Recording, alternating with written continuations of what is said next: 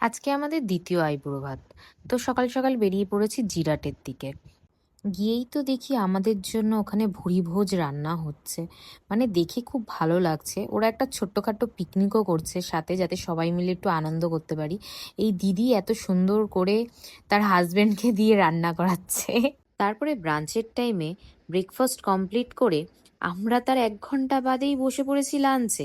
দেখো কত পদ রান্না করেছে ওরা। দুটো থালা সামনে দিলেও আমরা দুজনে মিলে একটা থালাই কমপ্লিট করতে পারিনি ঠিক করে।